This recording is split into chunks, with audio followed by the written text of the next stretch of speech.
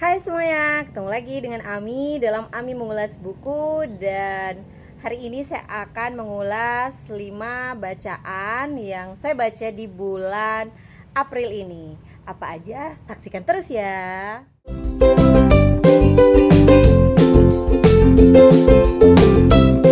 Hai semua, apa kabar di hari Jumat yang penuh berkah ini? Semoga semuanya tetap sehat. Untuk teman-teman yang melaksanakan ibadah puasa, tetap semangat ya. Sedikit lagi kita menuju hari kemenangan. Semoga kita menjadikan Ramadan ini Ramadan yang terbaik untuk kita, dan kita berdoa semoga dipertemukan lagi dengan Ramadan tahun selanjutnya.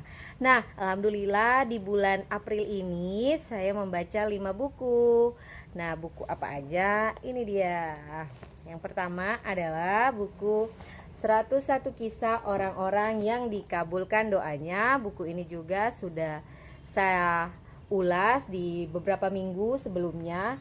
Nah, buku ini tentu menyingkap rahasia doa dan pentingnya kita berdoa sebagai makhluk yang diciptakan oleh Allah, oleh Sang Pencipta kita, dan juga kisah-kisah yang kadang tidak masuk akal dalam akal kita sebagai manusia yang penuh keterbatasan, dan dikisahkan dalam 100 kisah atau 101 cerita dalam buku ini.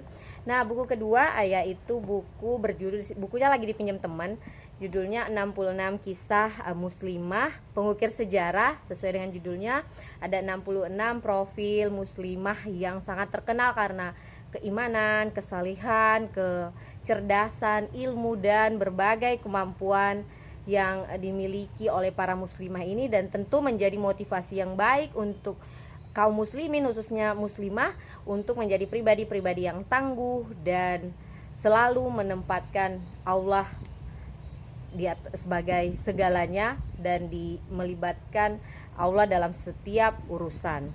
Nah, buku ketiga adalah Bukan Magang Biasa.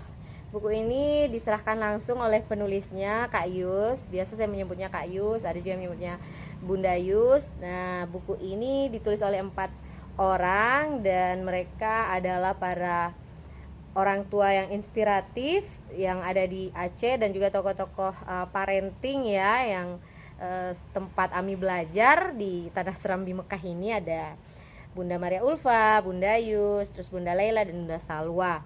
Nah, di dalamnya sesuai dengan judulnya cerita tentang magang. Jadi magang itu kan identik dengan anak-anak usia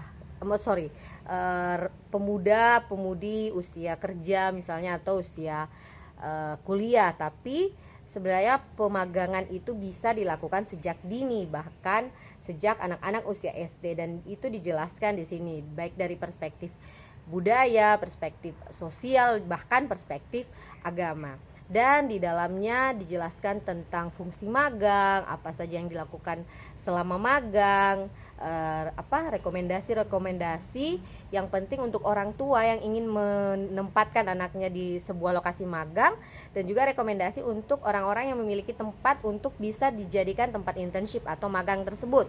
Dan yang paling saya suka juga adalah membaca testimoni dari adik-adik, anak-anak yang menceritakan proses magangnya di berbagai tempat. Dan buku ini sangat menyenangkan dan ringan untuk dibaca. Buku selanjutnya adalah ini, Jangan-jangan Kita Berjodoh. Nah, jodoh itu kan misterius. Jodoh itu udah diatur oleh Allah, oleh Sang Maha Pengatur. Kita hanya bisa memantaskan diri untuk menjadi yang terbaik, sehingga mendapatkan juga yang terbaik dong harapannya. Nah, di dalam buku ini tuh sang penulis yang merupakan founder dari Nikah Asik banyak menceritakan kisah-kisah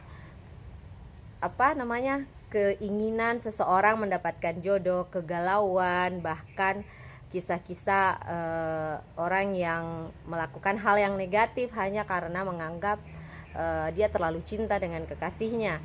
Dan tulisan-tulisan dalam buku ini ditulis sangat ringan, pendek-pendek, sehingga sangat enak banget dibaca, cepat juga selesai. Tapi isinya deep dan banyak pelajaran tentang itu tadi, memantaskan diri, tentang santai aja lah sebenarnya, kita hanya perlu melakukan yang terbaik karena jodoh itu sudah diatur oleh Sang Pencipta kita. Lalu bagaimana ketika kita sudah mendapatkan pasangan, menganggap pasangan, bagaimana mencintai pasangan itu setiap harinya terlepas dari berbagai kekurangannya, karena toh kita juga punya kekurangan. Dan juga bagaimana ketika menjadi orang tua.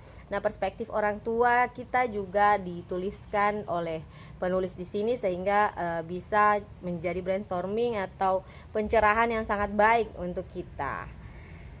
Ya, buku ini saya rasa ditulis dari berbagai sudut pandang walaupun penulisnya hanya satu, dan juga memang di dalamnya ada berbagai cerita ya, curhatan-curhatan orang yang curhat kepada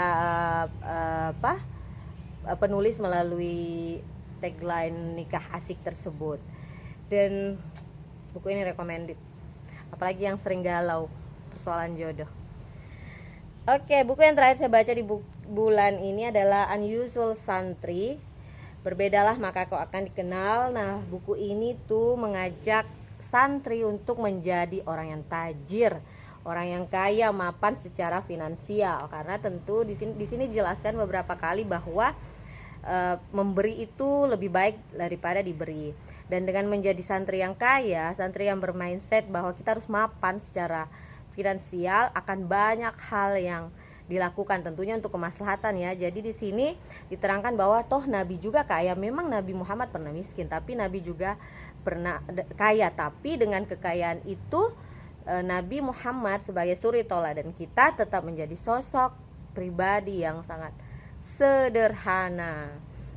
Nah, kemampuan untuk menjadi sosok-sosok santri yang mandiri inilah banyak dijelaskan di sini. Kenapa harus menjadi santri yang kaya? Kenapa dengan kemapanan finansial yang dimiliki, santri bisa menjadi orang yang lebih bermanfaat.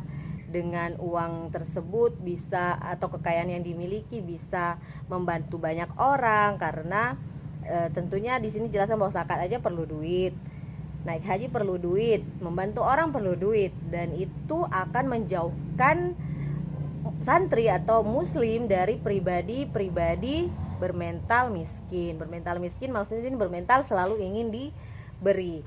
Dan di sini banyak motivasi tentunya, dan juga hal-hal yang bisa dilakukan. Nah, saya mau share satu poin di bab 13 bahwa amunisi santri kaya itu ada beberapa. Yang pertama, memiliki catatan harian.